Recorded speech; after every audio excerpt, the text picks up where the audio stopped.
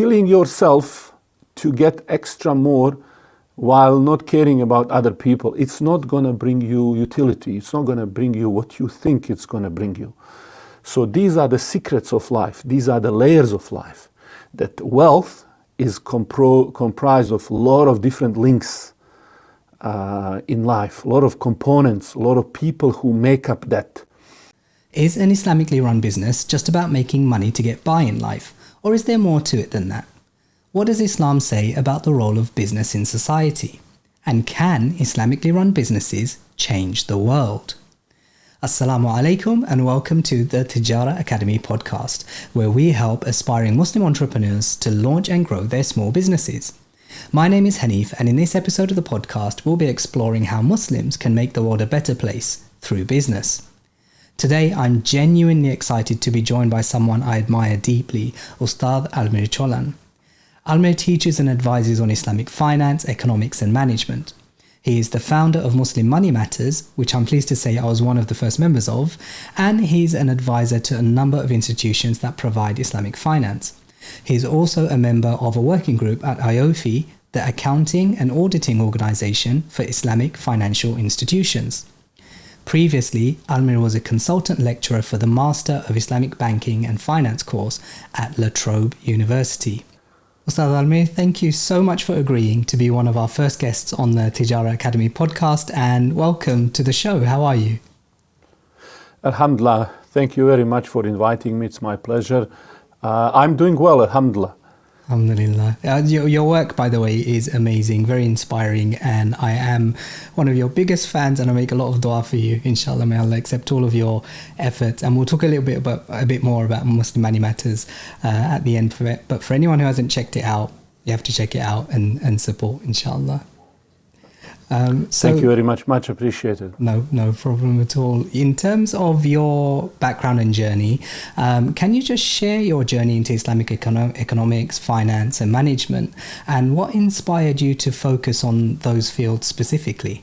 Yeah, look, it's one of those things that when you look at it, you are surprised how surgical or precise Islamic rules about finance are, and how Islamic worldview shapes everything from economy and things that we normally would associate with everyday life, business, that we might even think are outside of the domain of the religion. But when you start seeing puzzle pieces come together and you see the wisdom, then you start being amazed how intelligent the whole design and the setup is. So the financial system and economic system that Islam wants us to strive for is something that is so amazingly intertwined with our life and what we are trying to do, how we want to structure society.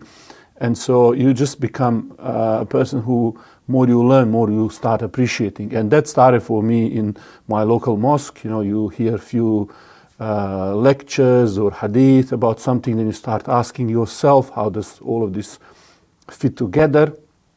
And hopefully if you can start learning the principles, and this is what one of my teachers would always tell us, that the way you learn things is by distilling what you're learning into the principles. And so rather than memorizing and just carrying that, you start synthesizing knowledge. And suddenly things start making sense. And I always loved engineering and solving the problems. So I would always start to think about in terms of the models and how does this all fit together in a puzzle. So more I would observe, more I would learn about things, more it would fascinate me. And this is one of the areas that, of course, affects so much of what we do. The life, economy, politics, everything is linked sort of together. So it's a kind of fascinating, interesting journey to go through. Yeah, absolutely. I couldn't agree more. I think as a lay person, you know, I don't have expertise in any of the things that you're an expert in, but just learning from you through your videos and everything that you've put out on social media and through Muslim Money Matters, it's completely opened my eyes to something that I didn't really understand before. I didn't know, just like you say, how detailed and how wise the Islamic finance system is, the whole idea behind the economy. It's absolutely mind-blowing, and subhanAllah, there's just so much to learn. And I'm just learning some basic principles at the moment and thinking about how I can apply that to my life, because as you say, when it comes to finance and economy, there's nobody who can escape that. It affects absolutely everybody, so positively and negatively. And I think for us, a lot of people are struggling at the moment, and Islam has the solutions. So it'd be great to discuss that. And obviously in this podcast, we're specifically interested in entrepreneurship and business. And when many people think of business and entrepreneurship, they tend to focus solely on making money to support themselves and their families. And there's obviously nothing wrong with that. But why are Islamically run businesses also important to the development and well-being of local Muslim communities, the Ummah, and actually the world as a whole? Well, simple answer is that if you are able to produce something, be productive, you are what we call from the people who are upper hand people. Upper hand people are people who their output is greater than what they take in. And so more you can give to the society than what you take, you are on the net positive contributor, basically. So that could be in terms of running a business or generating anything. Could be generating ideas, teaching somebody, putting any good in society, because the purpose here is to do good. And business is one of those ways that you can not only solve problems of the people in a financially sustainable way, and that's how most of our problems are solved, through business. Meaning that you need food, who will grow the food? It's not going to be you as a person who is adult, let's say, as a man. You don't want to beg for food, you want to be able to buy the food. So somebody has to grow it.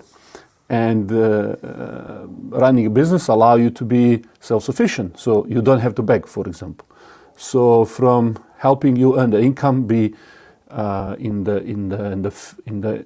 a sense independent, which is very important part of dignified life. Also, you are benefiting other people, and so really to contribute, you need to have something. And entrepreneurship is very unique because it requires a lot of initiative, a lot of skills, a lot of risk taking. And this is in particular important strategically for society, because this is what drives the progress. And so anything in life that is important would require people who are a bit of a risk takers. They see a bit further. They have an imagination to see what is possible, courage to take that direction. And so this is important in every area of life, to have people who can work with risk, who can understand their surrounding and take opportunities that are in front of them. So encouraging all of these traits, one of the area is entrepreneurship. And we see that it is not easy, but the society as a general is usually much better off when it cultivates this idea and rewards the taking on the risk, trying to do and improve, because you are trying to improve everybody's life, to solve problems and put yourself in a sometimes position where you might fail, things might not work out, but you're still daring to do something. Yeah, that's really interesting. I think one of the first things that you were saying there about having the upper hand, do you want to just expand on that just a little bit in terms of that concept of having the upper hand as opposed to the lower hand? Yeah, so this has come from the hadith of the Prophet ﷺ, who said that upper hand is the better. Upper hand is the hand that is giving, and lower hand is the hand that is receiving. Upper hand will hold things, will be the owner of things, producer of things, where the lower hand is waiting. It's at the mercy. And in general, lower hand could be in anything. Like, for example, what's happening now, maybe we could say politically, Muslims in general, when it comes to the defense mechanisms are lower hand. They have to ask upper hand, save our brothers in Gaza, for example. So politically, economically, in any sense you can think about, it's always better to be the one that is holding. Even when you come to United Nations, who is the Security Council? When it comes to the international banks, monetary funds, World Bank, development banks, fundings, grants, food, charity, it's always better to be at the table, which is why when we see that we are reminded in Quran that you are from the people who are inviting others to what is great, to what is good, and you are putting barriers, or you are fighting against everything that is harming people, that is not good, that has a detrimental effect. What that means is to be in a position of authority, because you cannot exercise good judgment, you cannot do good if you are not at the table where these decisions are made. And so upper hand is really a very wide concept. So economically, for instance, we see the people who produce, let's say, halal, they produce products that we consume.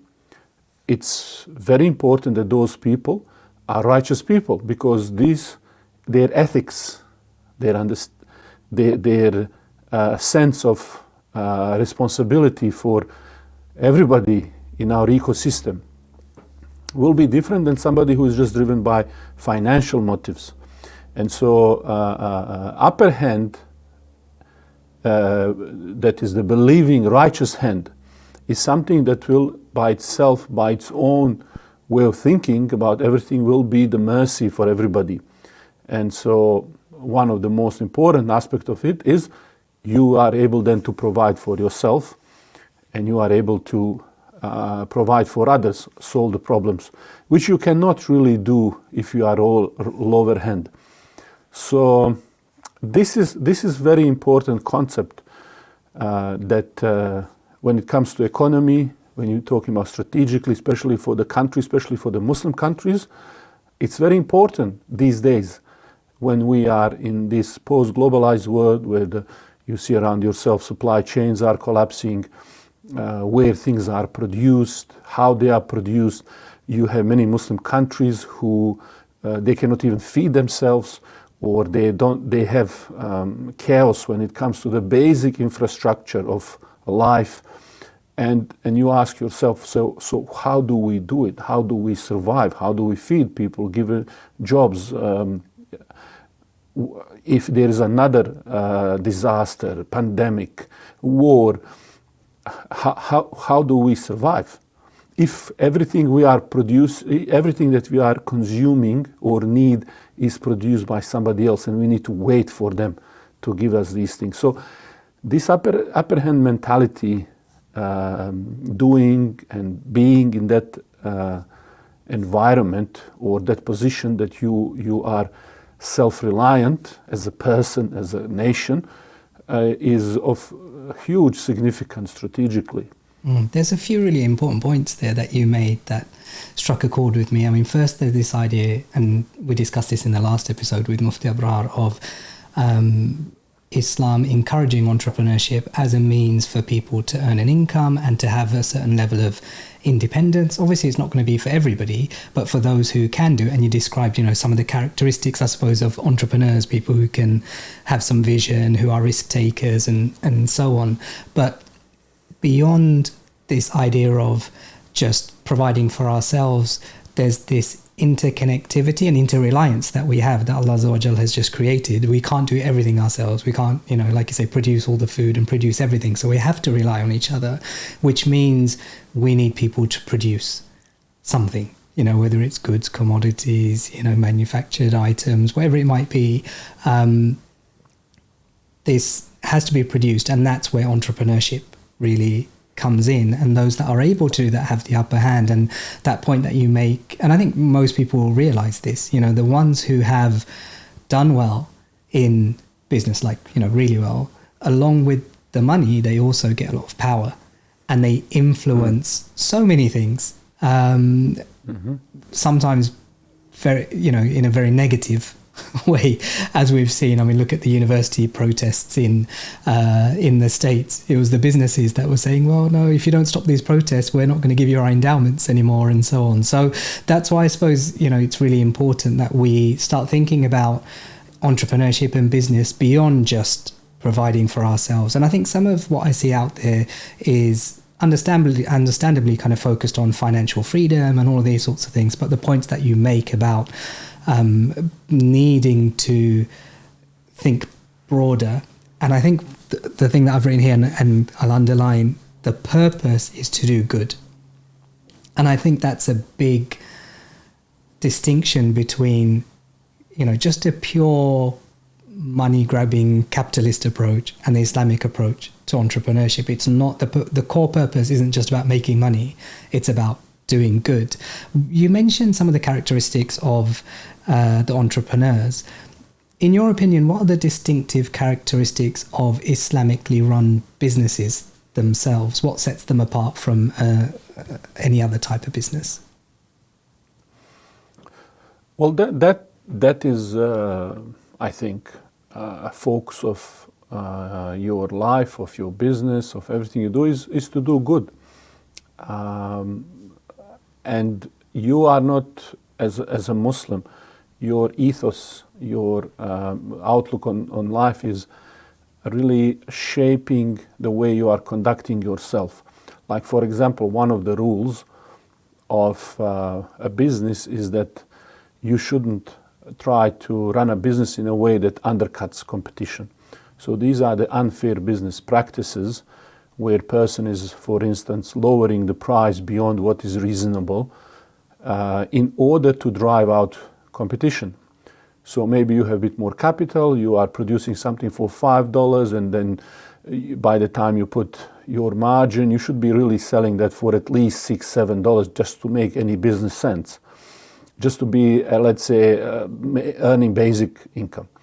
But you decide, because you have some capital, for next 3 years or 2 years or whatever time, that you will sell it below even what it costs you at $4. Why? Because you want to kill the competition. And not by being better, more innovative, or doing anything better. It's simply because you have more money and you want to later establish a monopoly. And so you can later charge $10 and $15. So why would somebody do that? It can be only when person does not care, really. They're only focusing how to make any manipulative trick regardless of what that will do to the people, that they only make as much money as possible. So they're solely focused on just the money. Where a Muslim would look at that and say, no, I want to, yes, it cost me $5, I want to make it as best as possible. I don't want to have any harmful effect in this, so it has to be wholesome, really good for people, something that I'm proud that they use, and so on. So ihsan, the best possible, you are perfecting your work, your product. People are getting what you are saying that they are getting, and then you are not so much concerned. I want to be the number one or best or something like that. You are trying to be the best in what you're doing, but you are not necessarily going to sacrifice any of your principle for that profit. And certainly you don't care about just being only one who succeeds. You want everybody to succeed. In fact, whenever you go to the Islamic countries, to the markets, you will have, no matter where you are, in Istanbul, Sarajevo, Doha, Medina, you will often see in the morning, if you go early in the market and you go to some of the shops, that shopkeeper will say, don't buy from me, buy from my neighbor. He didn't sell anything today. You understand? So I already have some customers. So look at that example. He's saying, first, he's noticing what the next to him person is doing. He didn't sell So he wants him to do well as well. That's really fascinating, because that's just not how we think, and it's not how we've been brought up to think in this society. It's all about being number one. It's all about taking out the competition. It's all about market share. It's all about, making the other business look bad so you look better. Instead of you raising your standards, you knock them down a few pegs. So these principles are just fascinating. Sorry. Absolutely. And so when that shopkeeper, what is he thinking? He's thinking his brother, his other businesses, because usually in these markets, let's say you will have like 10, 20 shops that pretty much do the same thing. Usually the markets are structured like that. Maybe this section they sell gold, or this area they sell rugs, or the spices, or something like that. And so these are very similar products, And so the fact that you want your colleague, your neighbor to do well, it creates a different kind of brotherhood. You are a helper of one another. You help each other in righteousness. Okay, and so what is written for you, it will come to you. Allah is Razak, So you don't necessarily have that fear. You live in your community. You are working with the people around you. So you are operating in you are not in that sort of individualistic, atomized society like capitalism wants to drive. That's the society living in fear. Fear because it's alone, and fear because it knows that everybody is the enemy of everybody else. They will sell them for a few dollars. Dollar rules. And that's why you don't have a friendship, because he will also do the same to you if he can put a few more dollars in the pocket. Because I suppose in the mentality, it's a zero-sum game. For me to win, you have to lose, and vice versa, because the resources are limited. And I suppose from an Islamic perspective, we should have the totally opposite mentality, where for me to gain, I should be helping you, because they're Islamic principles, and the resources are not limited, because Allah Azza wa Jal has unlimited resources that He can give us and put barakah into everything that we do. And that's a really fascinating insight. Your resources are limited for you, and everybody is limited by so many things. Your time, your wealth, what can you do.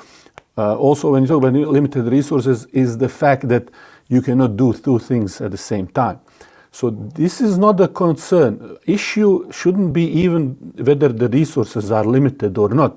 As you mentioned, there is other factors in the resources. $100 is not the same $100 for everybody. Wealth which has barakah will have different impact and buy different things than wealth that doesn't have a barakah, and so on. So there are different components coming from what's inside the wealth, and also what's inside your heart, what you will desire. So in terms of how your consumer patterns are, what you're buying, how you're selling, what you're desiring, what you're looking up to, you can always feed your desire to wanting more and have more concrete and steel around you, okay, and still not be happy. And so the calculation is not just in what you can see, in terms of what makes you happy. I was just yesterday reading an interview, son of one of the richest people in Australia, and he was saying since last few years he went from Australia, and he was battling with mental health, depression, and just he left all of the richest billions of dollars and everything.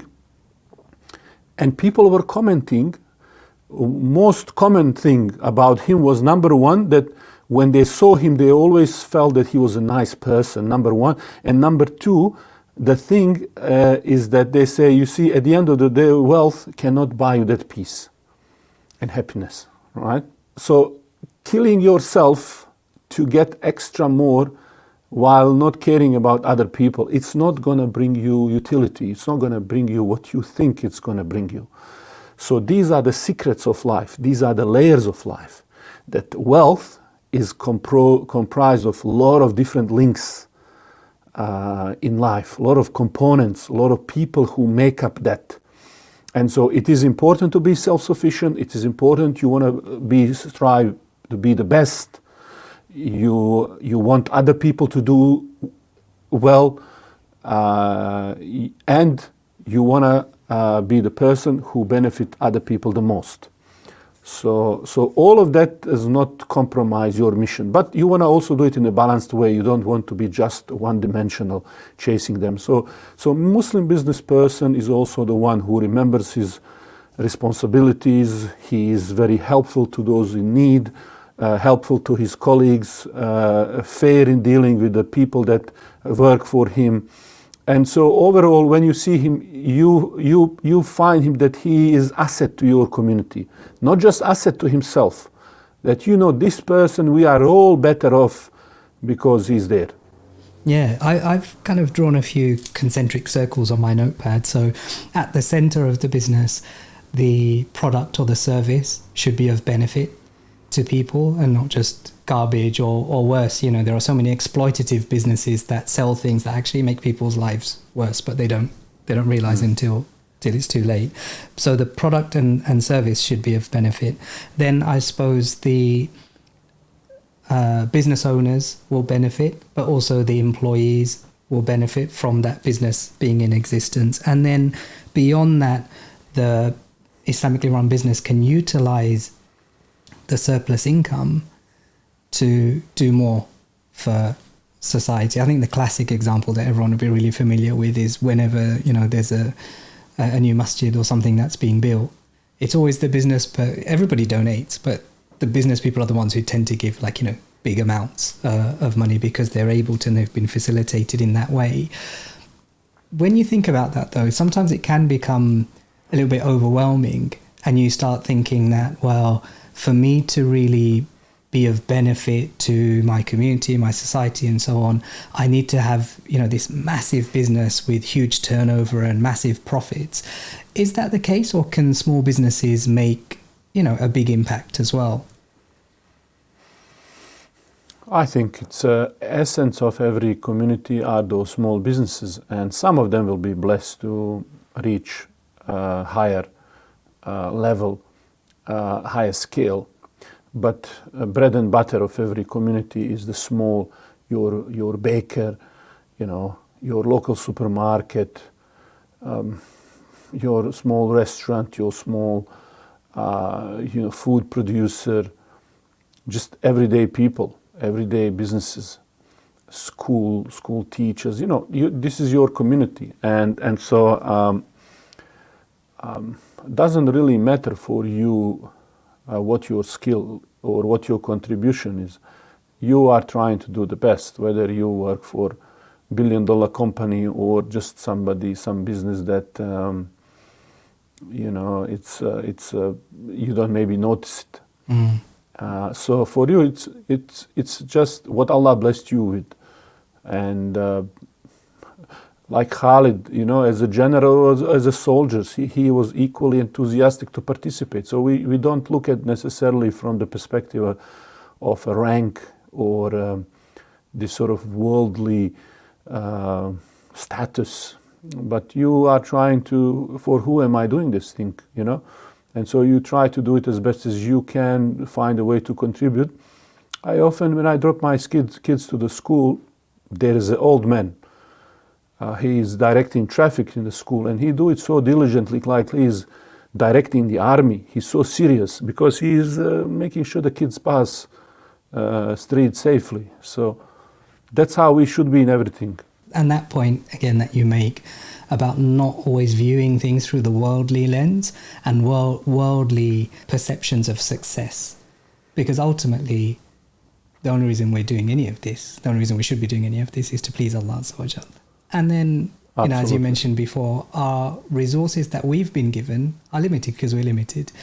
And the only questions will be asked is, what did you do with the resources that you had at your disposal?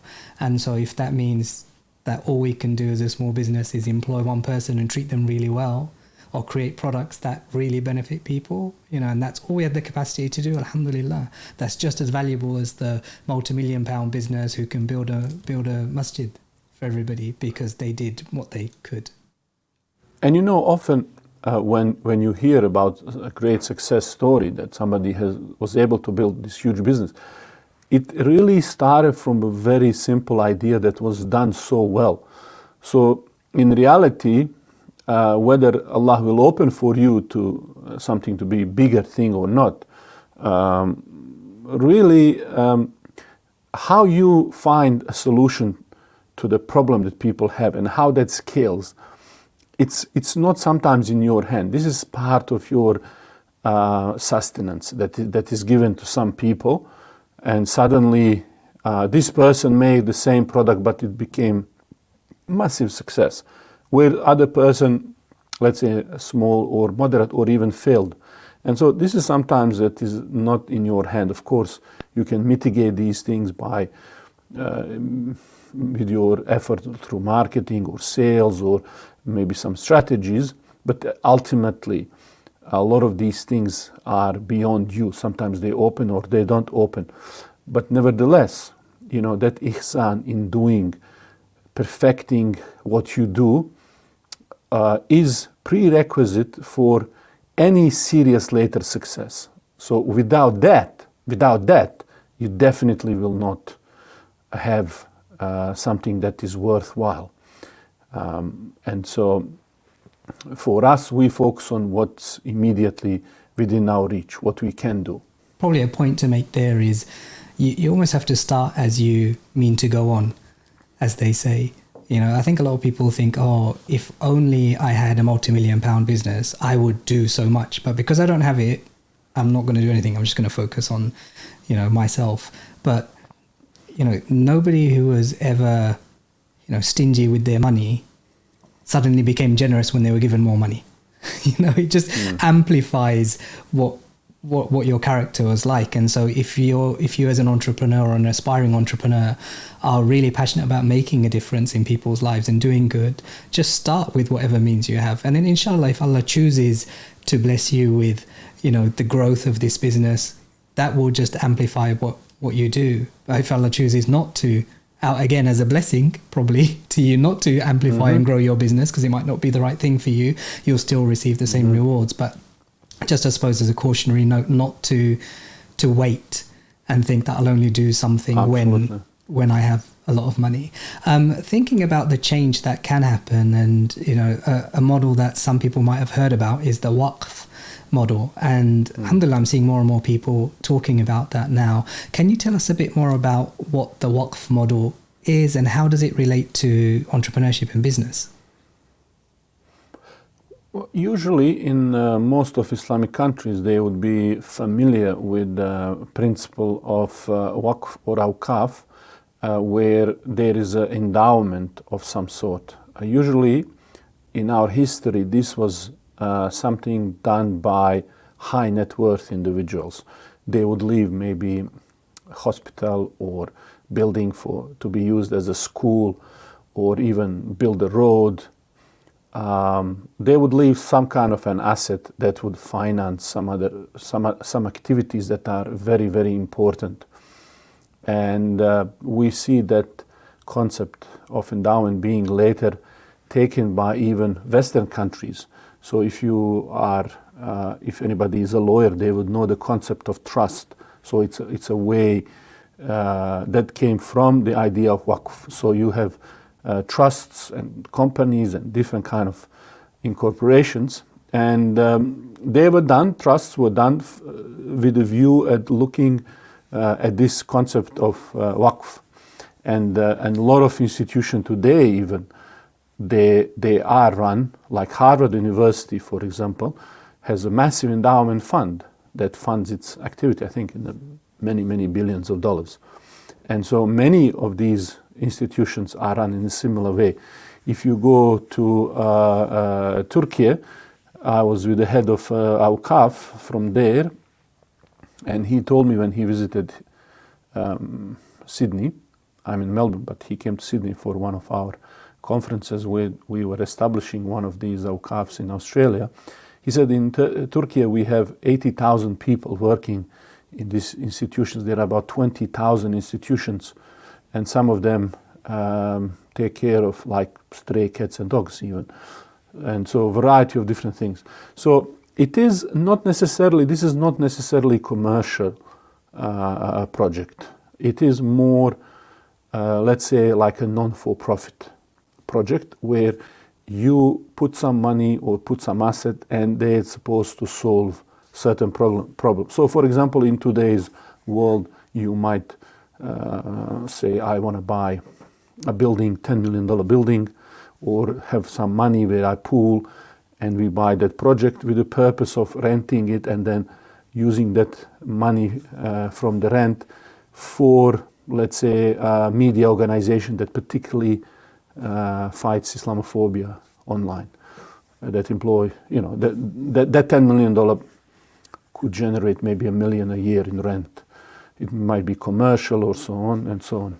That's a principle, isn't it? For anyone who didn't quite grasp it, there's two ways, I suppose, we can fund projects. One is that we continually donate, which is, I think, what most of us are used to. So let's take the example of the media organization. We want to create a media organization to tackle Islamophobia and to challenge that.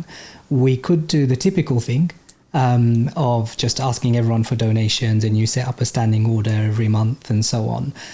And the alternative to that, or an additional way of generating the income, is instead of just donating, the awqaf, this waqf, this trust is something that is invested into, which will then generate a return regularly. So like you said, a building, instead of just giving £1 million to the media organization and then they run out of money a year later and then we have to find another £1 million, let's all come together, buy a building, we'll rent out the building commercially, and then the money that comes from the rental will be ongoing and can support the media organization. That's the basic concept, isn't it?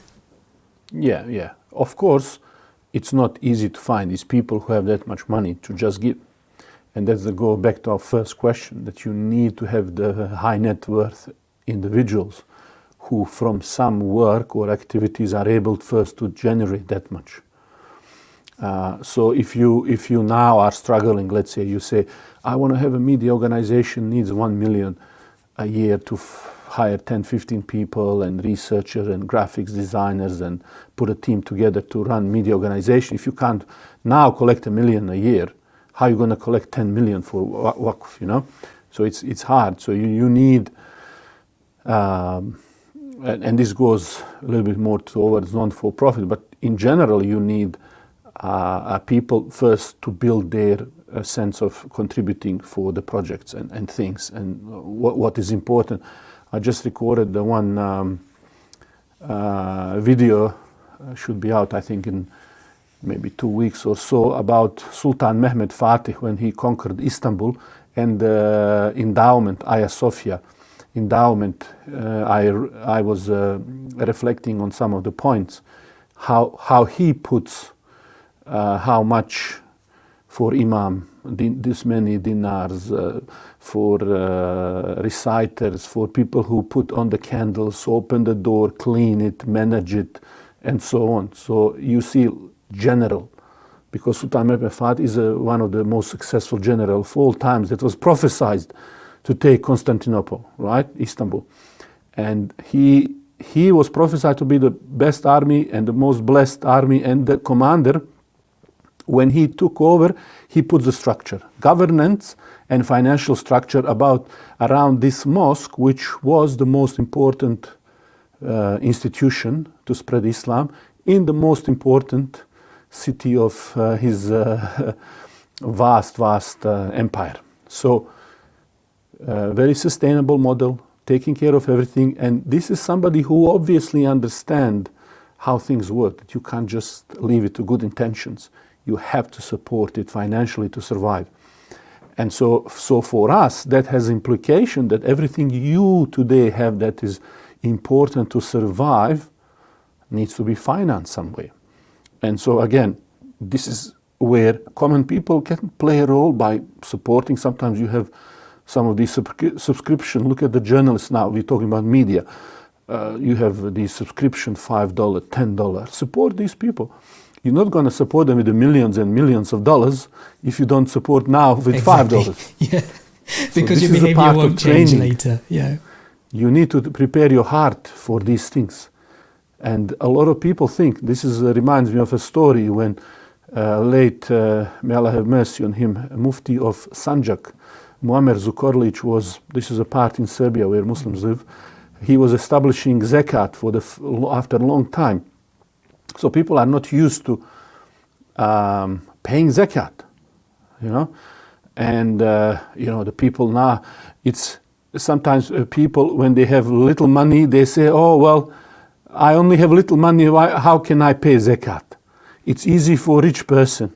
They have a lot of money, they can pay zakat. But when you become rich, then your zakat is a lot of money. So a rich person say, well, it's easy for poor. Their zakat is only little, so easy to pay. Mine is big, how can I pay? So Mufti said that when he established this rule, there was a wealthy man who first time he was bringing his zakat, he was sweating and he couldn't separate from the money. And took him a while of struggling with himself to put the money on the table. The next time was a bit easier, and the third time he came, he just dropped the money. So it is a training, whether you have a little bit or you have a lot. It's the same attachment. Your heart attaches to that or something else. So whether we are big or small, important is for us to link ourselves with Allah subhanahu wa ta'ala, to His rope, link ourselves and depend on Him, find a way. And that's really the key, And people who do that, the way that they earn, they will filter all of their decision in that context, and the way they spend, they will also have that mindset. So they will not be servant of just money for the sake of money, Because as they say, you cannot serve money. If you take money as a god, how many gods can you follow? You cannot follow money as a god and everything. You understand? Yeah. You have to only submit to the one, and then the rest is for him. And money is a terrible master. Mm. Yeah, there's my background is primarily in working for social purpose, not-for-profit organizations and so on, in the Muslim community and in the non-Muslim community. And, that point that you make about things need funding is just so important. There are so many projects that start and then fall by the wayside because there wasn't really a plan about how to support them financially. And particularly a lot of these projects that tend to end up being formed in poorer areas particularly, and people don't have a lot of money to give, so they have to be careful about what they choose to give for, which is why people should never stop giving and should support as much as they can. But as a community, we just need to start being a little bit smarter and start looking at these, the Waqf model and Awqaf and how we can do those, however small or large they might be. Just as an example, I was doing some work for a client, and they're a non-Muslim housing association, a really big one in the UK. And as part of their kind of social, they're a social landlord, and as part of what they did, they set up a foundation to support migrants. And they got an endowment of £10 million. And that was about 10 years ago. And they invested that, obviously, and they did really well, to the point where the endowment now is worth 18 million. But they have spent money from that every year to support migrants. So the money itself has grown, and they've done good with it. Now, obviously, not everyone has £10 million. But in terms of the principle, it's a very interesting concept. And actually, the guy who was the manager was a non-Muslim guy. When I asked him about the model, he said, oh, yeah, it's based on the Waqf. And I was really surprised that he knew what the Waqf model is, mashallah. But like you say, we need the money first, which is why we need, people to have wealth. And hopefully entrepreneurship is a way for some people to be blessed with that wealth. Going back to that topic, in entrepreneurship, Islamic entrepreneurship, what's the importance of supply chains and ethical supply chains as one question? And I suppose a follow-on question to that is, should Muslim businesses prioritize buying from and supporting other Muslim businesses in the same way other communities do? Look, it's a big question. Now, the main topic in the world of economy that everybody is talking about is these supply chains.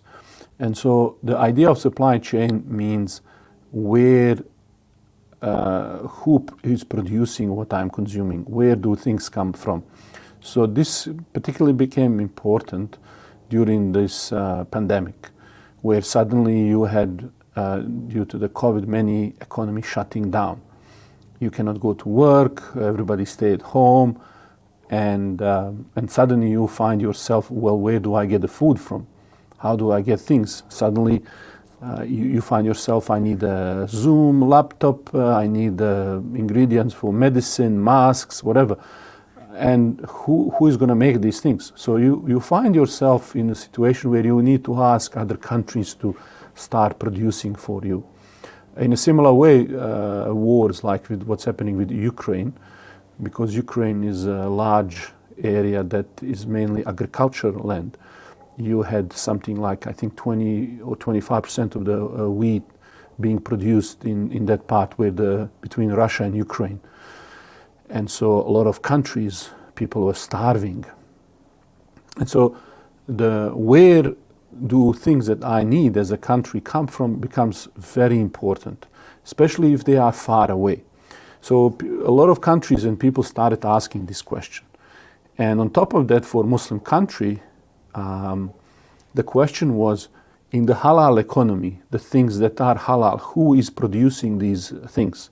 Brands, firms, are these things produced by people who believe in these things, or are we self-sufficient in this? So it became like strategic, really strategic for every country, that what is produced, number one, at a very broad level, the things that we are producing or that we need are produced locally or in the region. So this is a new concept called regionalization, that things we need, we are producing in our locality, let's say in our country, or cooperating, what they call now a value chain, which is a part of joint production in the region. And so the next level, so after you are taking care of, we can feed ourselves, we can do things for ourselves. The next question you ask yourself, well, who are the people who are doing this? What values they have? And so you want to make sure that people who are producing your food, your content, everything, are people of solid values that you can trust, that they are not just driven by monetary incentives. Because often you find yourself in many countries that people are so easy to produce something that looks real, but it's not real. Or when you need it, due to the clash in values, they will discontinue that production. And we see that today. Financial warfare is part of global conflict. So you have sanctions, you have boycott, divestments, and many countries find themselves.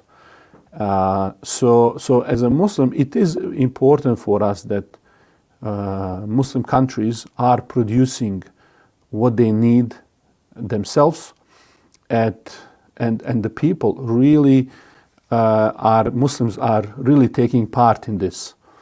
And we have seen many countries where this is happening, that this become great for the country, that anytime you have somebody who is driven by values, something that is bigger than him, their impact is really felt in society.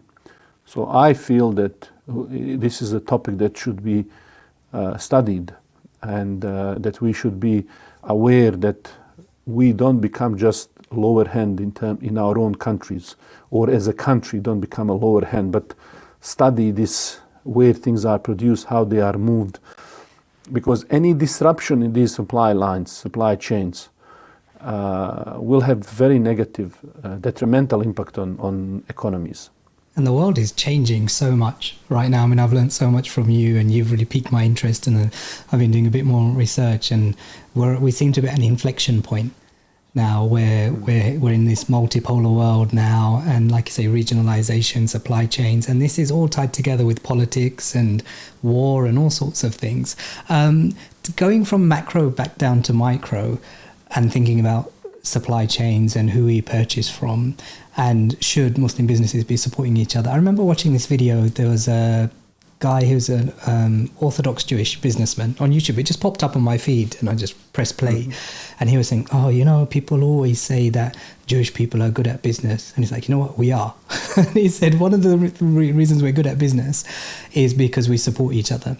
So he said, you know, in our communities, even at the very local level, I know all the other my other fellow Jewish business owners, and I know what they sell and what they do, and we all speak to each other. So when I want to buy a service or a good, I go and I buy it from them. And he said sometimes it's not the cheapest. And he says, but the reason we invest and give to each other, because they have a similar concept to zakat and, you know, the tithe that they give. He says, when I make money, I have to give a certain percentage and I have to invest it in our local community. And he said, when I pay my fellow Jewish business owner who is practicing in the same way that I am, I know they will take their 10% or whatever it is and they will invest it in the same local community. So who benefits? Ultimately, it's going to be me and my family, my community that benefits. And so we support and uplift each other. Is that model, you know, something that has any foundation, or not foundation, any kind of, you know, relevance to the Islamic model? Should we be doing something like that? Well, I think what I understand from that model that you are saying is that a person is encouraging wealth circulation in the community where they live, and where due to the increase of wealth circulation, that community will be better off as a whole. And because they already live there, community that is better off will again have will reflect more positively on them. There will be less poverty, less problems, less crimes. Everybody will be better off. There will be more opportunity for employment. And so what that shows me is that we are talking about connected community that is taking care of each other. I think every successful community would do something similar. Your loyalty is first to who is closest to you. You will preference your own blood brother and sister and your own family in many things. And then your neighbor, you will preference your neighbor. You will preference people in your locality, your community. You will preference people who agree with certain worldview that you have. And so it is not strange that we will see, if you believe in something, that you will likely cooperate more and have a different relationship with the people who, like you, are trying to advocate for something. This is normal. People always should cooperate on what is good and righteous. And so more you share with somebody, just like in marriage or business, whatever, you will try to cooperate with people who are closest to you. And so, but what is important at the same side, that we have responsibility towards each other and towards the others, that we also do the best thing. Sometimes, unfortunately, what I have noticed from some people, you know, I don't want to say any religion or group, but sometimes there are, let's say, certain people who, when they deal with each other, they say, I can sell to, oh, it's just my people, I'll sell them defective product. But if I'm working with these people, I need to sell them the best so that they see the right, you know, I show them something, you know. That's the wrong idea, you know. First of all, no one should be dealing with anybody by cheating or deceiving or anything. But your first priority should be that your people. If I have a great product and a good product, great product is for the closer you are. And I will advertise it as such. And then if something is great, I will advertise it as such and to everybody else. Not the other way around. So So it has to be two-way street where we are, what we're going back to the first story we shared, where we take care of each other. We care about each other because we live in the community. We have a links maybe that go deeper than just a business. And so this is something that is normal, that is not unusual. And then we cooperate with everybody of who is a good person, goodwill. There is some goodness, cooperate in goodness. And we all, as a Muslim or as a society, work to really regulate or keep an eye on anybody who is doing anything that is harmful. And so this is a part of that cooperation of what is good, and also pushing back against any kind of evil, any kind of corruption, any kind of unethical behavior. And so that is the normal, that's what I understood, and that's something that Muslim and anybody would be naturally be inclined to do. It would not make sense if I remember in the war in Bosnia, I had a neighbor who was selling the flour, and he made a deal with us that he will sell us a bag of flour, which was very difficult to come by. And he made a deal with us to sell us that. Okay, and he offered it to us first, right? Why would he go out of town somewhere and offer it to someone? He offered it to your neighbor first. If you have extra, you say, do you want to buy? This is the price. Okay, you understand? So this is a great way to connect with somebody. And so no one would go some other way, So there are certain rights of the neighbors, of the family, of, people around you, that you live as a part of that community. It includes the loyalty, includes the preference, and so on. I suppose for us as entrepreneurs or people who are thinking about starting a business, it's just about being a bit more intentional. So just being conscious about the decisions that we're making, because when we are purchasing something, we're handing over money and we're handing over a certain degree of power, I suppose, as well. And so who are we giving that to? Are we giving that to people who share our values, Muslims and non-Muslims who kind of share those values? Or are we giving it to people who are completely opposed to our values just because it's the cheapest thing, or maybe the product is slightly better than somebody else's? But if our core principle, going back to what we said right at the beginning, if our core purpose is to do good, then we need to think about kind of, how we can do good even in our supply chains and who we buy from. And if we are in the supply chain, like you said, to make sure that we do the best that we can for whoever our customer is, because you're absolutely right. I think even in our community, we struggle with that. When it's people who are, it's okay, it's just Hanif, he's my friend, or he's, someone in our community, put 10% effort. And then what happens is people don't want to buy from you. So they go to someone who doesn't share their values. So, you undermine yourself and you undermine your whole community by this action. This is very, very unethical. This is very, very wrong. Yeah, and goes back to those ideas around the principles of what an Islamically-run business should be, isn't it? That's right.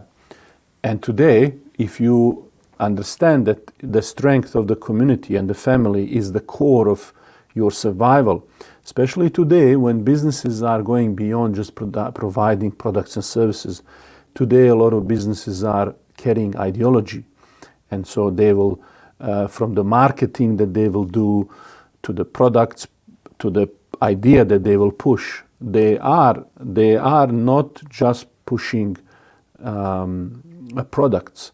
Even the company that might sell shoes, I don't know if you've seen the latest shoe company, I don't want to mention the name, but they had one for Saudi Arabia. And obvious propaganda.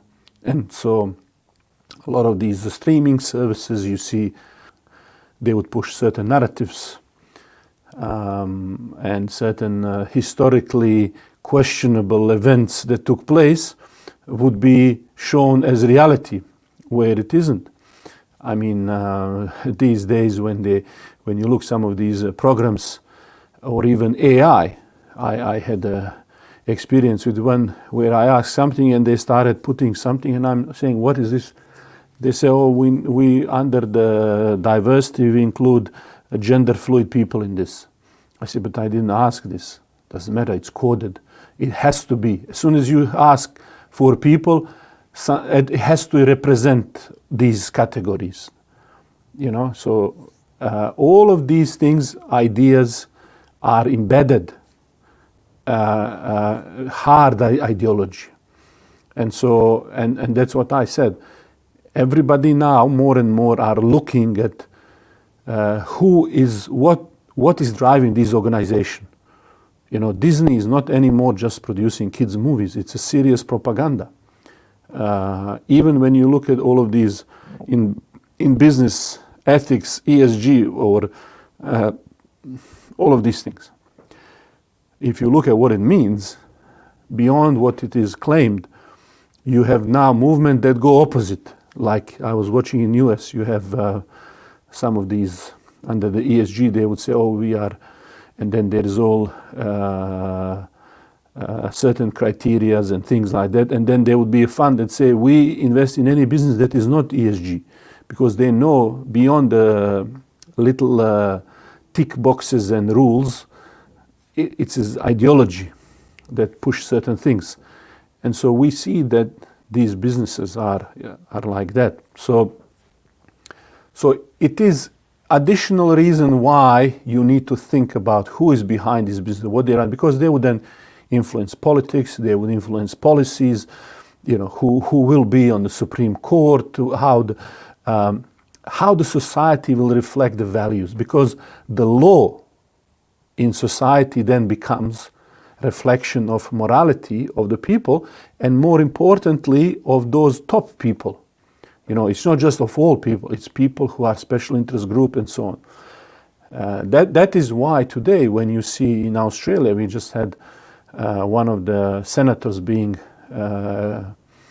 kicked out of the party in a sense, when she took a principled stance on Gaza, that Palestine be recognized as a state, and she couldn't continue in a party where majority of the people want that, but because few power brokers don't want it, they impose what everybody should want or not want. And so these ideas, you know, you cannot separate just ideas, ideology that is driving what people believe, what they fight for, and these levers of power that we have, and this connection. So all of these things is affecting you then. And that's why if you don't want society to affect you, you have to understand how your action in a global or local or neighborhood context will affect you, come back at you. Because you live in an environment, like a milk in the fridge and outside of the fridge. Have to be aware of this environment. One environment will spoil the milk, another one will preserve it. And so if you are an intelligent person, you will say, okay, what is the environment best for me, my family, and my community, politically, economically, and so on. I love that example with the fridge and the milk. I think that's absolutely brilliant. Thinking about this idea of doing good as we come towards, wrapping up our conversation, there are so many people that I've met personally who are, just starting out in business, and these are people who are just, amazing people, really driven to do good, and that's their primary goal. But they go so far that they, start creating business models to help people that are just not sustainable.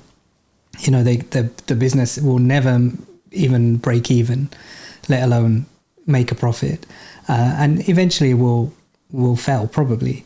But they don't recognize that and they feel very reluctant to, charge a certain amount or to find efficiencies that make the business viable, just because they feel bad. I shouldn't charge $10. How can I charge someone $10? I'll just charge $5. And they almost end up running a charity of sorts rather than a business. How can Muslims balance the desire to create, social good with the real world need in a business to make a profit? This is something that comes a little bit with experience. So I would say in your community, if you are a young person who is faced with dilemma to start a business or do some positive thing, not sure how to monetize it, price it, or how to structure it and operationalize it, most of the people, to some degree, will have access to people who could give them advice or connect them with the people who can give them advice. So, number one thing I would focus, and I'll often get a lot of requests. What about this? But I cannot help a lot of people. I just simply don't have time to get into the nitty gritty of everything. So I have few clients that I work with, but it's very difficult for me to answer everybody. But what I always say to the people is, in your community, find somebody who has some experience. Doesn't matter if that person is not in exactly area that you are in.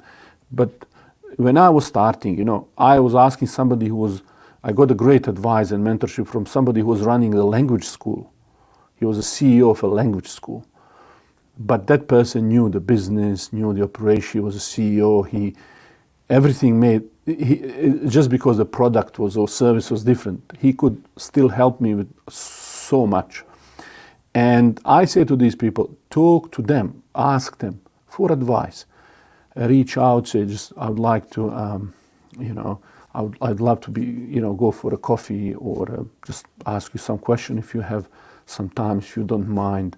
And these people are in your mosque, in your soccer club, in your community, at charity dinner, and just you can introduce yourself. Salam alaikum, my name is such. I really appreciate what you are doing in the community, and I notice the work that you do in your organization. It's very fascinating. I really would wonder if you could help me. I'm trying to do this, and I'd really appreciate your some advice if you have maybe 20 minutes, or we can whatever is convenient. And a lot of people, will find them extremely willing to help people when they are straightforward like that. And then go through that, prepare yourself, work hard, bring a lot of research knowledge like that you can gather. Don't just generically ask the question. Try to be as specific as possible, and then get their advice, and then work hard on that. And on the flip side of that, I would say, given in the age that we're in of social media, and everyone's an expert, especially now with AI. You just ask it the questions, it gives you answers, and you make a video and pretend like you've got 100 years of entrepreneurship experience. I suppose be careful who you take your advice from as well. Ask the right people who have been there, done that. Like I say, even if it's not exactly the same business that you're interested in, there are so many business principles that cut across, any type of business. And so make sure you take advice from the right people. At the end of the day, it's you having some skills, and not every business is entrepreneurship. You could be inside the organization working hard to help somebody. As I said before, you don't have to be a general to be, now you're doing something, but you could be soldier, you could be anyone in that military example. You could be logistics, you could be frontline, you could be researcher, whatever is your contribution. You need to have skills. There are a lot of people who will tell you how to get money quick way. Just do this, just press the button, get rich quickly with this scheme or that scheme. These things often don't require any knowledge, any skill, any contribution. It's just the gimmicks. So we don't want to get rich quick. We want to get going slowly, change the things, do the things. It's not about speed. It's not about passive income. It's not about all of these nonsense words, that these gurus are talking about.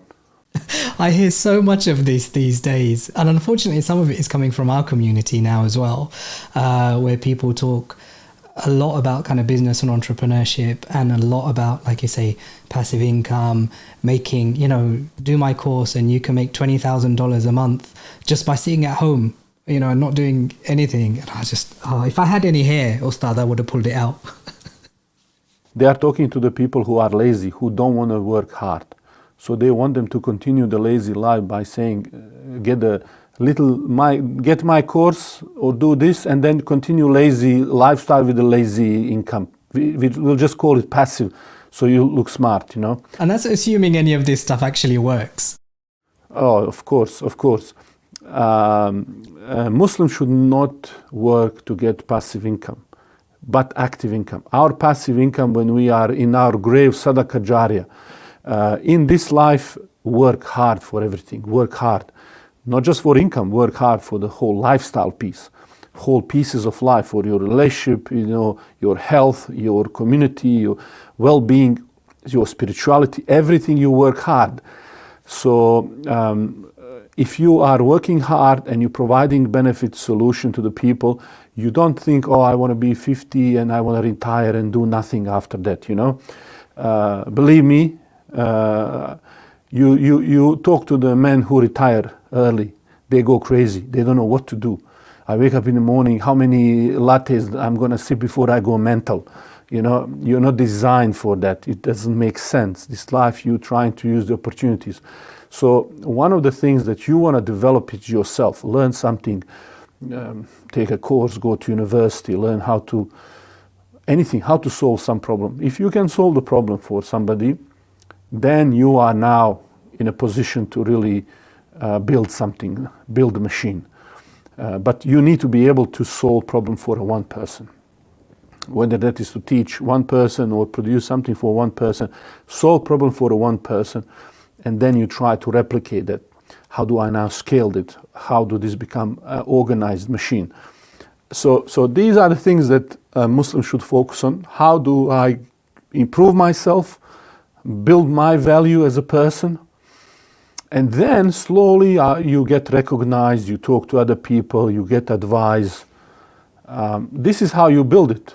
And focus on what you have, what you can improve, and slowly over time these things get rewarded and other people find out about you. That's the way. Otherwise these, trade crypto, copywriting, just moving a little bit stocks here and there, these are all nonsense things, Fantastic. So I've got, get advice from people who know what they're talking about, who have been there, who have done that. And then, like you say, more often than not, obviously everybody's busy, but more often than not, if you ask an entrepreneur who's further down the road than you for a little bit of advice, they're more than happy to give you a little bit of their time and share it, because they recognize where you are. And they were there maybe 10, 15, 20 years ago. And they're more often than not more than happy to help you. And in your community, they know you. Absolutely. They see you in the mosque. They see you somewhere at your charity. You are volunteering. This is the way you network. Not like, go some networking. No, forget networking. Go volunteer. People will see you. They'll say, this kid, he's very good. His father is such and such. He's always helping. We always ask, he's there. Be seen as a nice kid, as a good person. And then when you ask, everybody will look.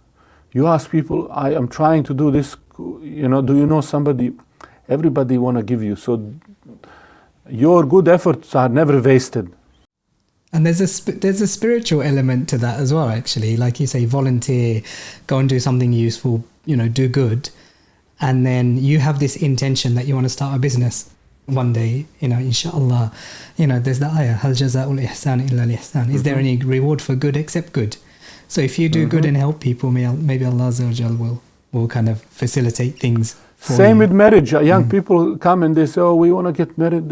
We don't know where is the wife, where is the boy. Well, where they're going to be? Go where their mothers and fathers are, so they can see you work. Volunteer, put up things. That's the son-in-law I want. That's right. So that's you see that person and you say, so whether it's a life partner or business partner or mentor or mentee, they are already in a situation that is a wholesome environment. It's mosque, charity. So there is already have something going on bigger than just themselves. The worst thing is you're just thinking of yourself. That's a person that is not cultivating, growing. That's a person who is just for themselves, selfish. They're not developed. They don't have a maturity. They don't know how to self-reflect.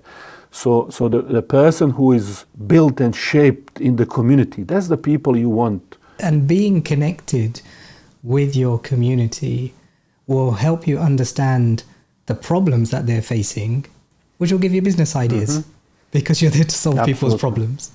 You live in real life. And you will learn how to take advice, how to take criticism. You will see. So your experience, your world outlook will be different.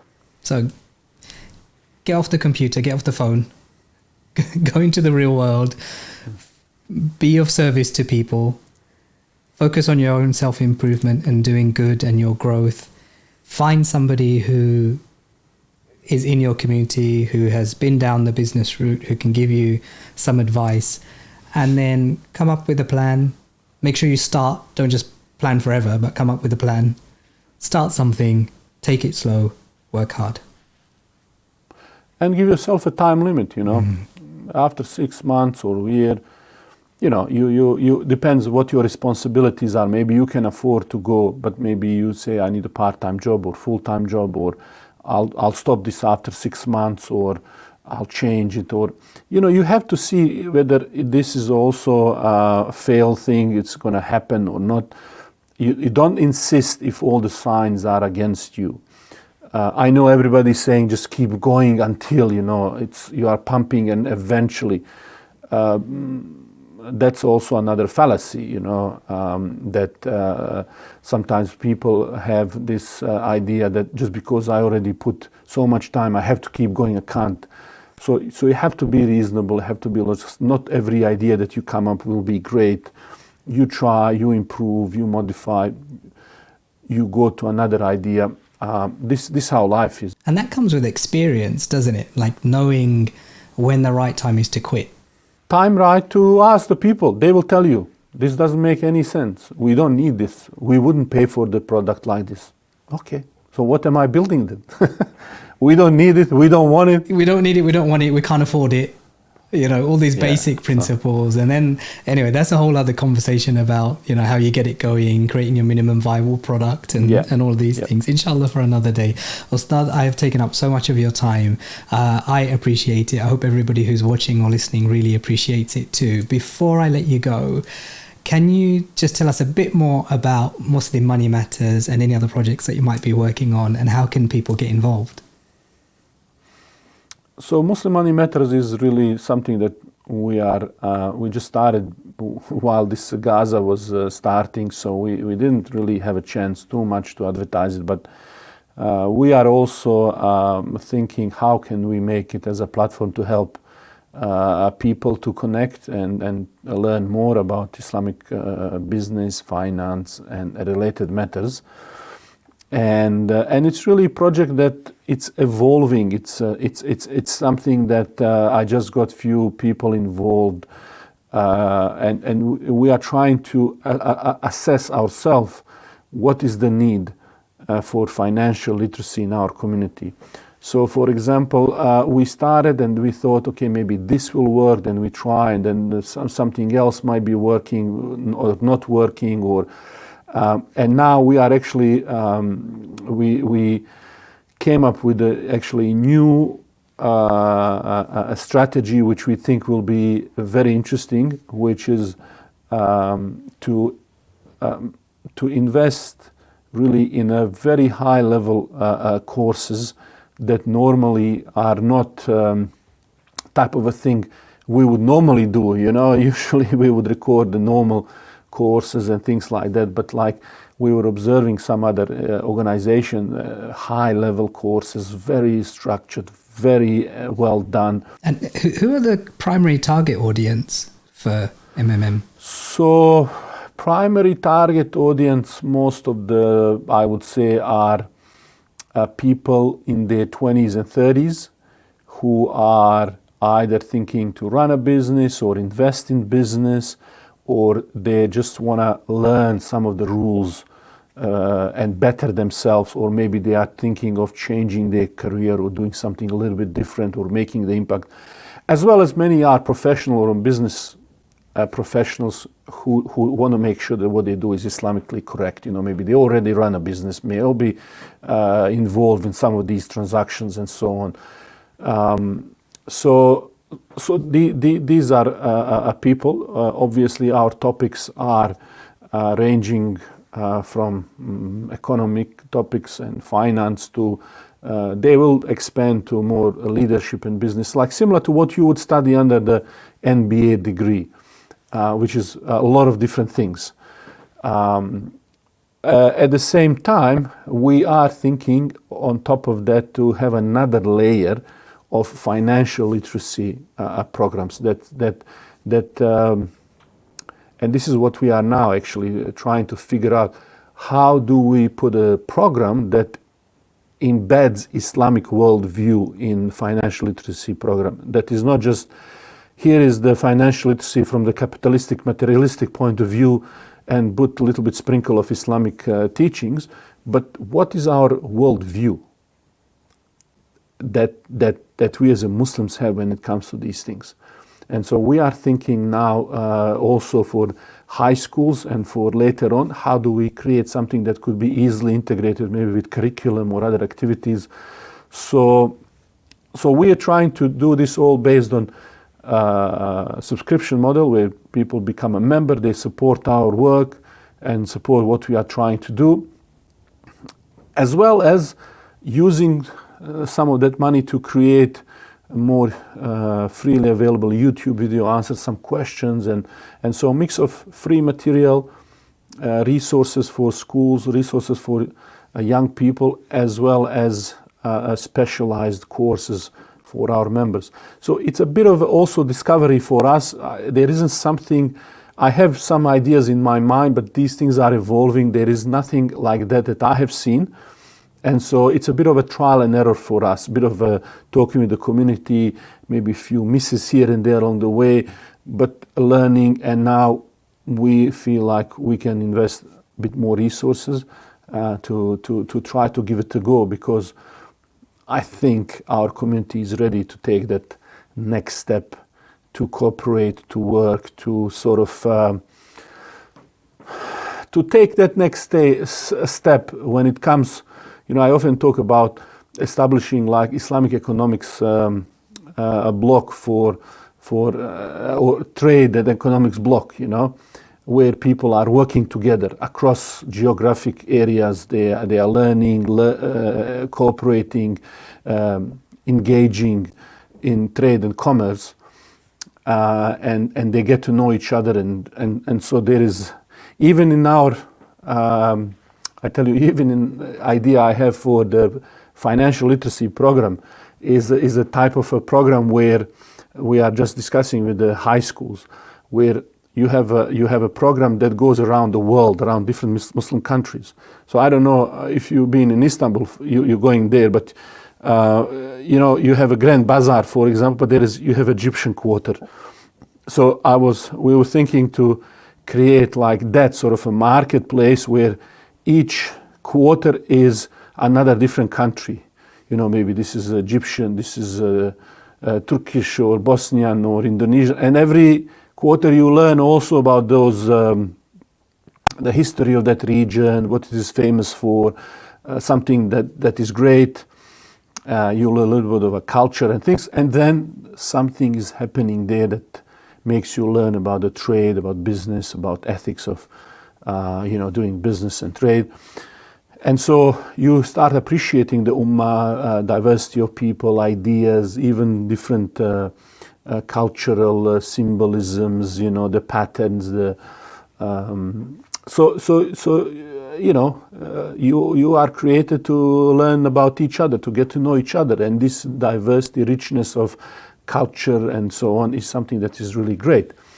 And so we enrich people, we get to know each other, and then we cooperate. And this is what the essence is, to bring the hearts together, values, cooperation. This was always very significant in our history. Muslim traders would spread Islam through these kind of practices. And so this is something that we think maybe if there is a program that could be then put together and then maybe integrate with schools or organization.